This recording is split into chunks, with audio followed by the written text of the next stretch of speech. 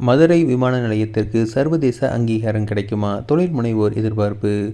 மத்திய அரசின் hub and spoke திட்டத்தால் மதுரை விமான நிலையத்திற்கு சர்வதேச அங்கீகாரம் கிடைக்குமா என தொழில் முனைவோர் பயணிகள் எதிர்பார்க்கின்றனர். மத்திய சிவில் விமான போக்குவரத்து துறை அமைச்சர் ராம்மோகன் நாயுடு நாட்டின் விமான போக்குவரத்து துறையை உலகளாவிய நிலைக்கு கொண்டு செல்லும் நோக்கில் மையம் மற்றும் இணைப்பு அதாவது ஹப் அண்ட் ஸ்போக் திட்டத்தை செயல்படுத்துவதற்கான நடவடிக்கையை முடுக்கிவிட்டுள்ளார்.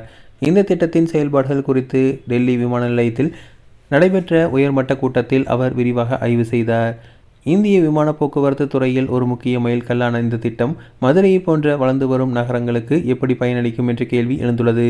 ஹப் அண்ட் ஸ்போக் திட்டத்தின்படி டெல்லி, சென்னை போன்ற பெரிய நகரங்கள் ஹப் ஆக செயல்படும், அதாவது மையமாக செயல்படும்.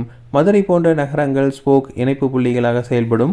மதுரை உள்கட்டமைப்பு மற்றும் வர்த்தக குழும ஆலோசகர் டாக்டர் மகேந்திரவர்மன் பேசும்போது, ஹப் அண்ட் ஸ்போக் திட்டம் மூலம் மதுரையிலிருந்து அமெரிக்கா அல்லது லண்டன் செல்லும் ஒரு பயணி இடையில் சென்னை அல்லது டெல்லியில் இறங்கி மீண்டும் சோதனைக்கு உட்பட வேண்டியதில்லை.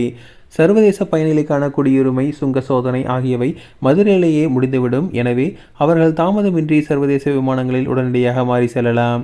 டெல்லி, மும்பை, பெங்களூரு, ஹைதராபாத் போன்ற பெரிய விமான நிலையங்களுடன் மதுரையை இணைக்க அதிகப்படியான உள்கட்டமைப்பு விமானங்கள் இயக்கப்படும். இதனால் பயணிகள் எண்ணிக்கை அதிகரித்து விமான கட்டணம் குறையும். மதுரையில் மல்லிகை மற்றும் காய்கறிகள் இனி விரைவாக சர்வதேச சந்தைகளுக்கு சென்றடையும் என தெரிவித்துள்ளார். சுங்க சோதனைகள் இங்கேயே முடிவடைவதால் ஏற்றுமதியாளர்களுக்கு நேரம் மிச்சமாகும். இந்த புதிய கொள்கையில் மெட்ரோ அல்லாத நகரங்களுக்கு முன்னுரிமை என குறிப்பிட்டிருப்பது மதுரைக்கு சாதகமான அம்சம் என தெரிவித்துள்ளார். குறிப்பாக ஆசியன் நாடுகளுடன் மேற்கொள்ளப்பட்டுள்ள புரிந்துணர்வு ஒப்பந்தத்தில் 18 சுற்றுலா நகர்களுடன் மதுரையும் ஒரு சுற்றுலா நகரமாக சேர்க்கப்பட்டால் இந்த ஒரே நகர்வில் சிங்கப்பூர், மலேசியா, தாய்லாந்து உட்பட 11 ஆசிய நாடுகளிலிருந்து நேரடியாக மதுரைக்கு விமானங்களை இயக்க முடியும். இதுநாள் வரை திருச்சி, சென்னை மற்றும் திருவனந்தபுரம் வழியாக வெளிநாட்டு பயணங்கள் மேற்கொள்ளப்பட்டு வந்த லட்சக்கணக்கான தென் தமிழக மக்களுக்கு இது மிகவும் பயனளிக்கும் என தெரிவித்துள்ளார். இந்த திட்டம் விரைந்து செயல்படுத்தப்பட வேண்டும் என எதிர்பார்க்கிறோம் எனவும் தெரிவித்துள்ளார்.